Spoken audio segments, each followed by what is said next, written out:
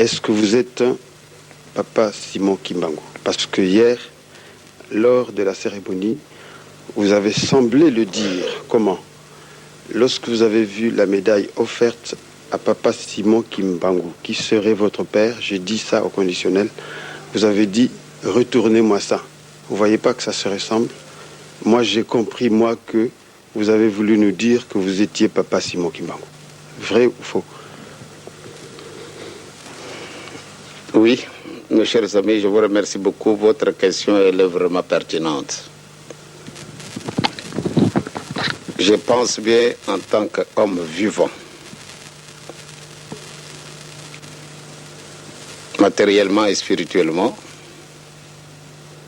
je ne peux pas avoir cet orgueil de me déclarer en tant qu'homme vivant, matériel que je suis, être Papa Simon Kimbangu. Je m'explique.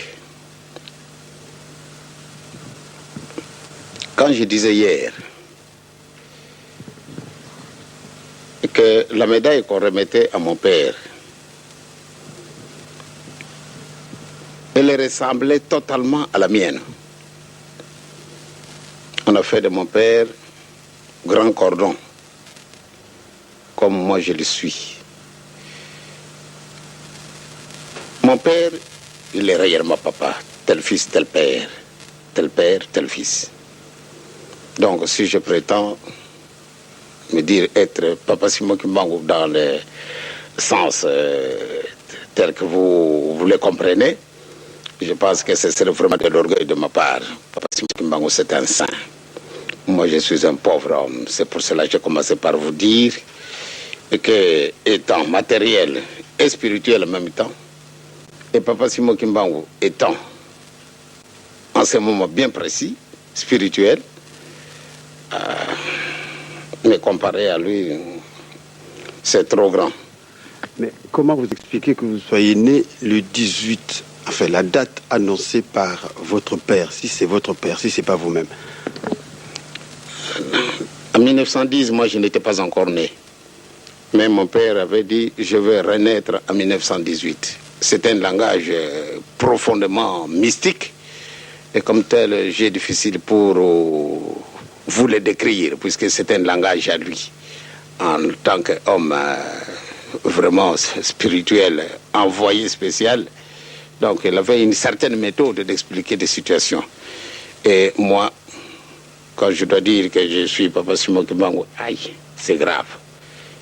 Il est né le 12 septembre 1887. Et en 1910, il déclare que je vais renaître en 1918. Il a eu des raisons à lui, en tant qu'homme spirituel. Quand je dis c'est un envoyé, réellement c'est un envoyé. Parce qu'il nous a fait découvrir beaucoup de choses. Ce n'est que par après que nous nous sommes aperçus que lui, il n'était pas un homme comme moi. Je le suis, moi et vous. Pourquoi? En 1921, le 6 avril, quand il a commencé son travail, ce n'est qu'en ce moment-là que maman nous faisait beaucoup de révélations. Maman nous disait, eh bien, voyez-vous, maintenant je découvre pourquoi tout le temps, votre père était sévère en lui-même, à nous et à vous autres les enfants. Sa sévérité spirituelle démontrait réellement qu'il avait au moins une mission spéciale que nous ne comprenions pas. Donc à partir de ce moment où maman nous expliquait que ce n'était pas vraiment un homme comme nous, il était tout à fait différent, alors ce n'est qu'en ce moment-là nous nous sommes aperçus, et là, ce père-là semble être un peu sorti de quelque part, où nous sommes peut-être sortis, puisqu'il est né de Tatakoye à la Mamalouézi. Mais il y a eu une grande différence à cause de ces procédés spirituels qui le détenaient, qui dépassaient notre imagination. Donc c'est pour cela que je dis, si lui il a dit que je vais renaître en 1918 et moi je suis né en 1918, je ne sais pas ce qu'il voulait dire parce que nous n'avons pas approfondi nos connaissances en lui interrogeant. Et papa, pourquoi vous avez utilisé un tel langage? Il a eu des raisons pour lesquelles il l'a fait. Sinon moi j'ignore ces raisons. Vous ignorez ces raisons, je sais que vous nous cachez quelque chose. Vous êtes tellement humble que vous ne voulez pas nous le dire. Mais nous vous disons que vous vous êtes révélé être Papa Simon Kimbangu. Souffrez que nous vous le disions à travers les exemples, à travers les miracles. Nous vous posons une autre question. Quelle est la place de l'Esprit Saint au sein de l'Église kimbanguiste? Eh bien, je pense bien que ma question là, elle est toute simple. Le Saint-Esprit, ce n'est pas un oiseau, ou bien une lame de feu telle que cela se manifeste. Mais le Saint-Esprit, c'est un homme, c'est une personne. Que ce soit une femme, que ce soit un homme, mais c'est une personne. Mais une personne, puisque la Bible est tellement obscure, je vous enverrai. Ce langage paraît un peu très obscur, je vous enverrai le Saint-Esprit. Et il est dit bien, vous le connaîtrez, tandis que les autres vont l'ignorer.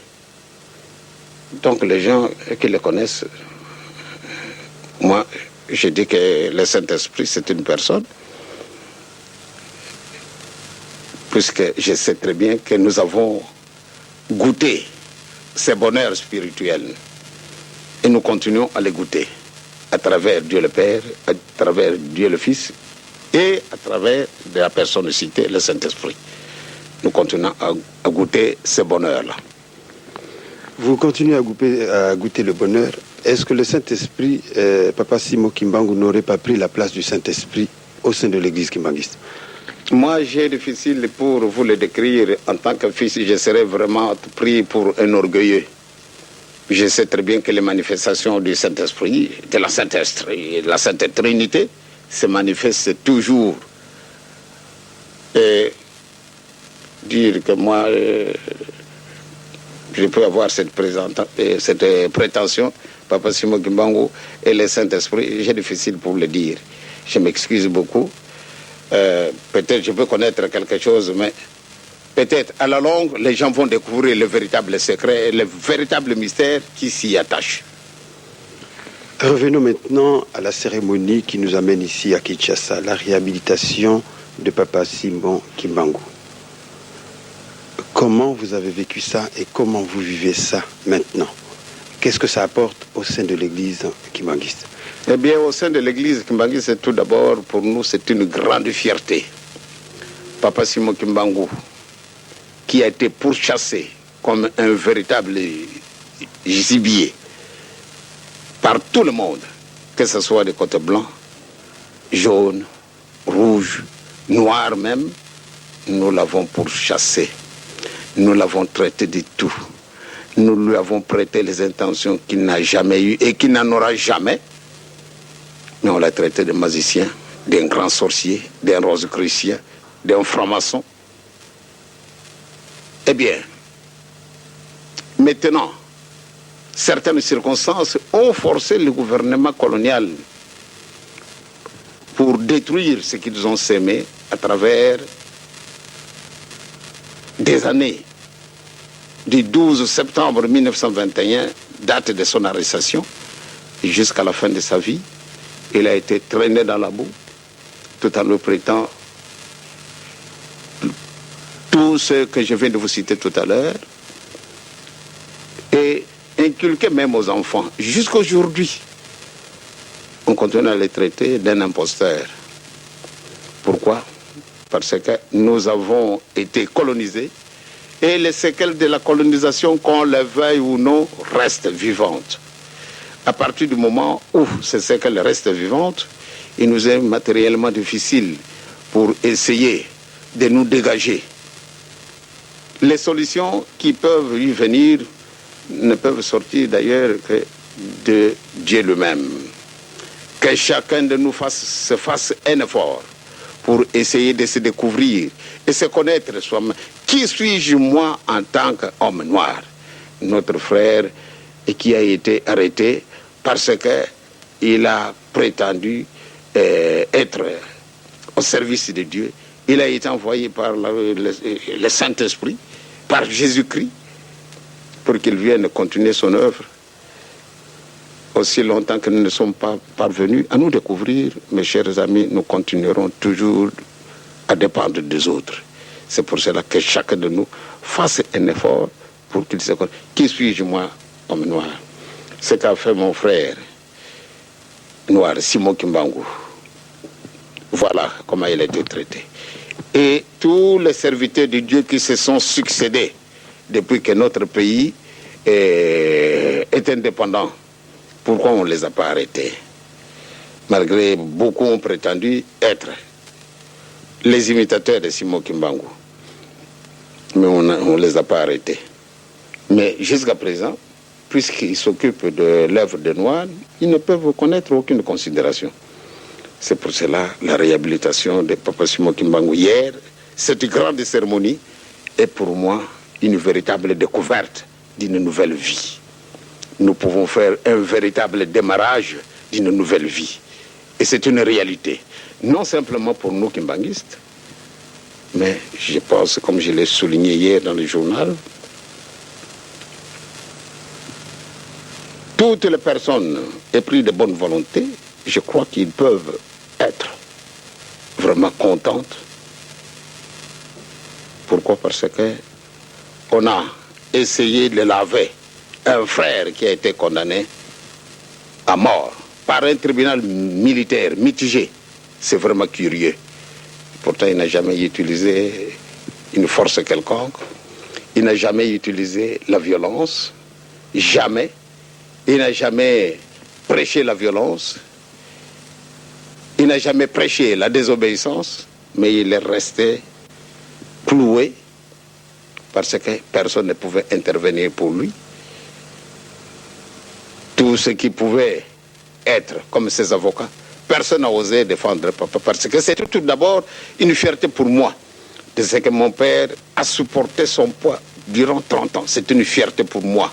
Parce que si mon père avait failli à sa mission, ce serait une véritable catastrophe pour nous autres en tant qu'hommes qu'on appelle nègres.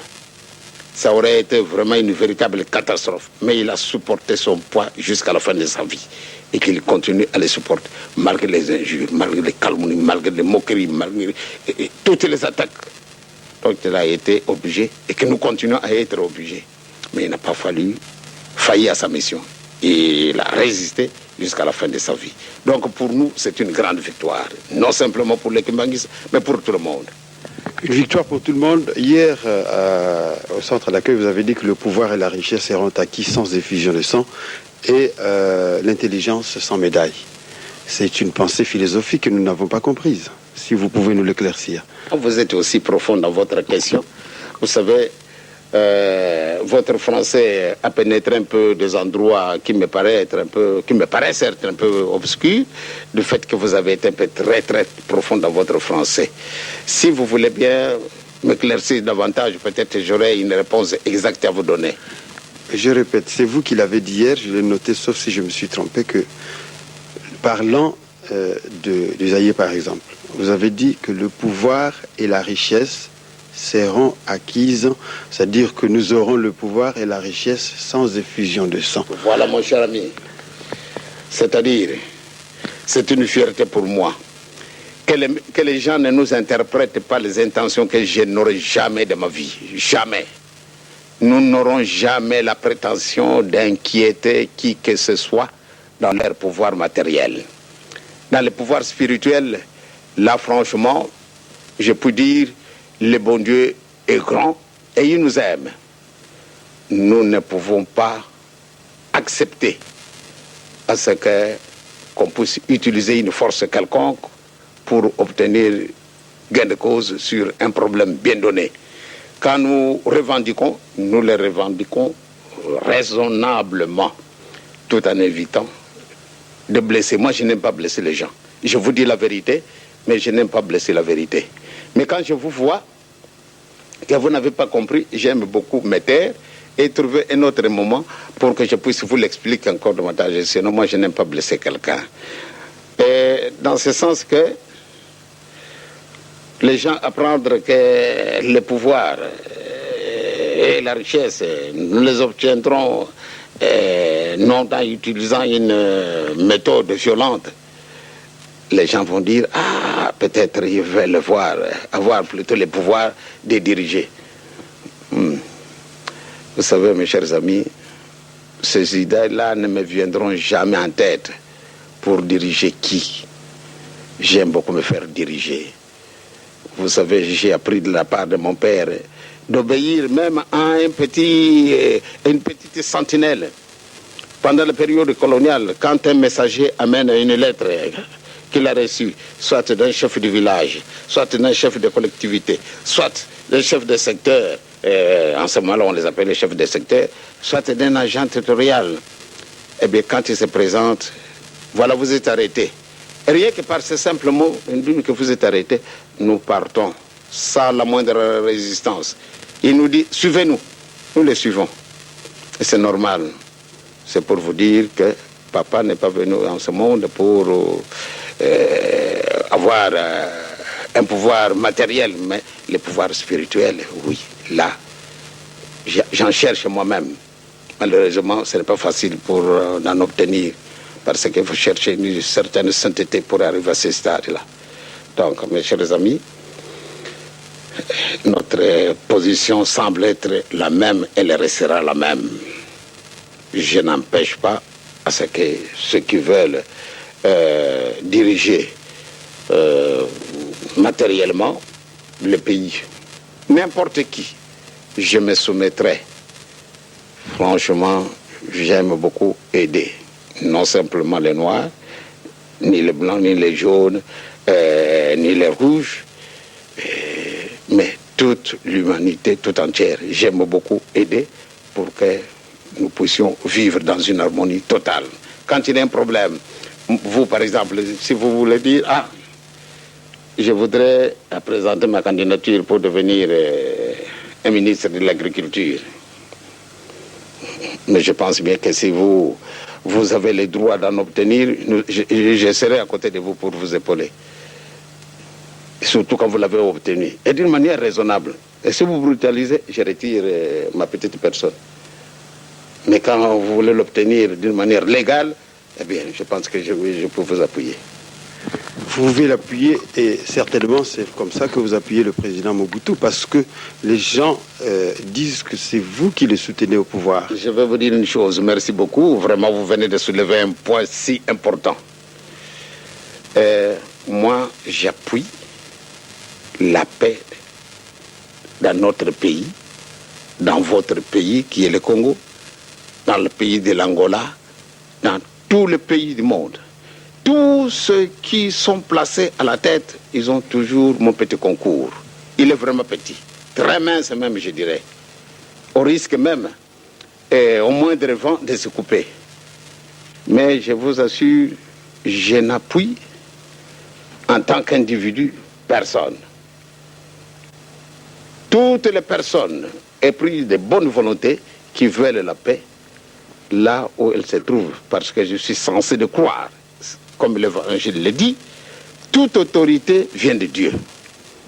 Mobutu, je pense que ce n'est pas Diangenda seul qui l'a voté.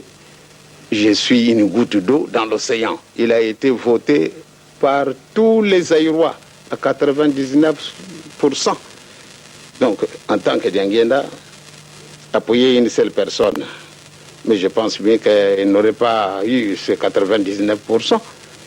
S'il a eu, c'est parce qu'il a été voté par la masse zaïroise.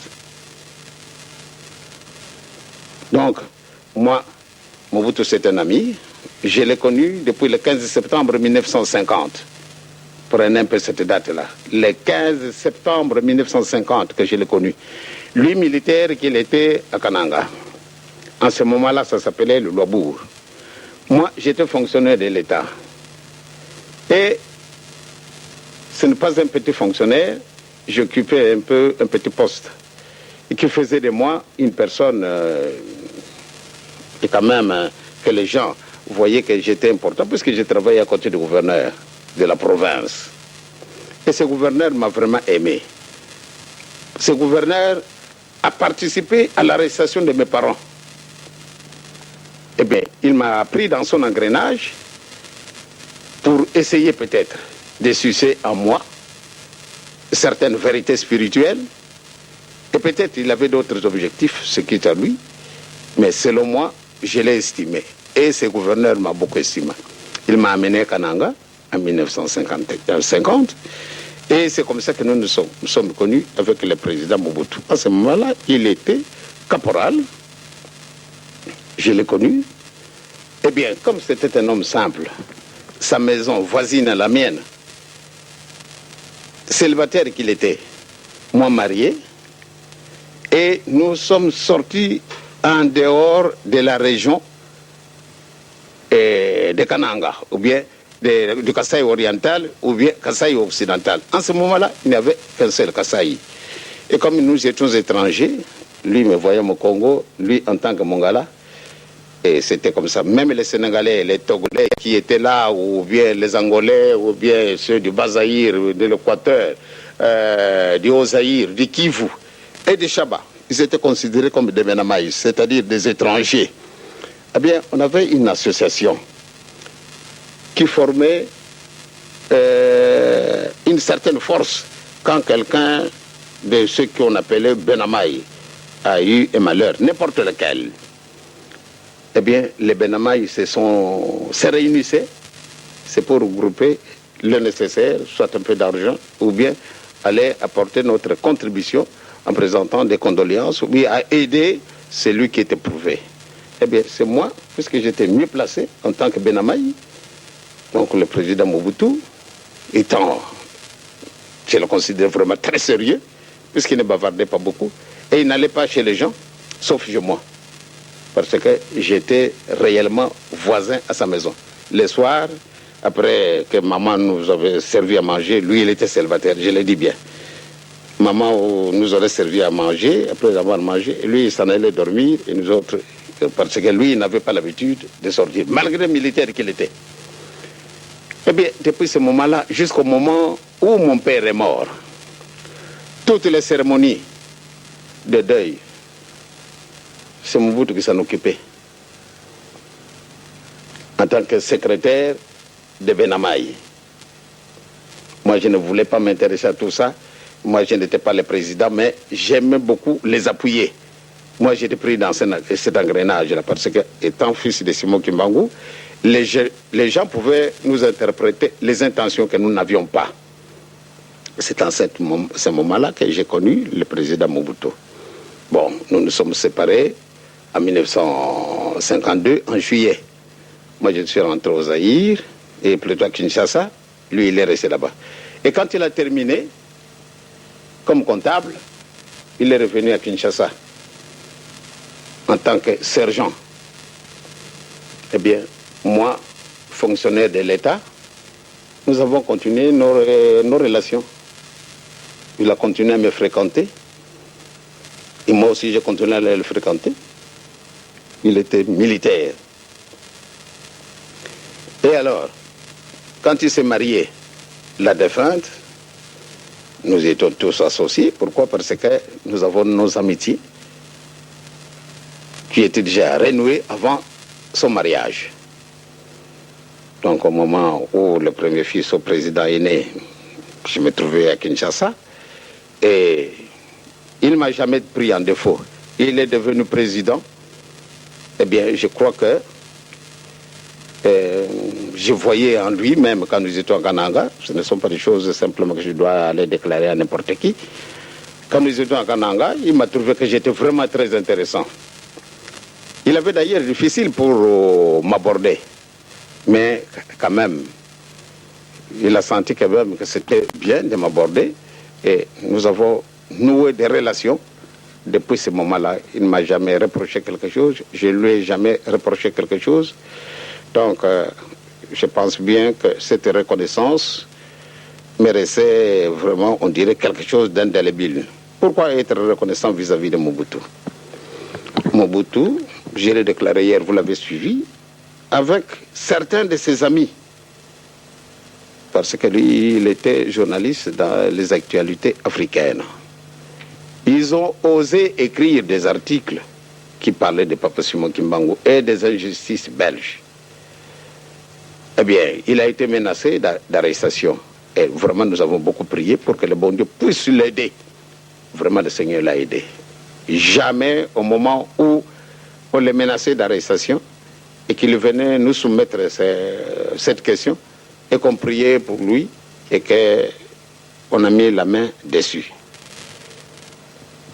Donc, on ne l'a pas arrêté. Bon, maintenant, il est devenu président de la République. Et je pense bien que, comme je l'ai dit, je pense que tous Zaïrois l'avaient applaudi comme chef de l'État. Et que moi aussi, je ne veux pas faire le contraire. Parce que nous avons un principe. Celui qui s'est marié avec maman, nous l'appelons qui? Papa. Donc, lui, il a marié les Zaïre, et qui est notre mère ou bien notre père. Donc nous devons l'appeler président de la République. Donc je lui dois du respect et de la reconnaissance de ce qu'il a fait pendant les moments difficiles pour la reconnaissance de cette église. Voilà. Bien, merci.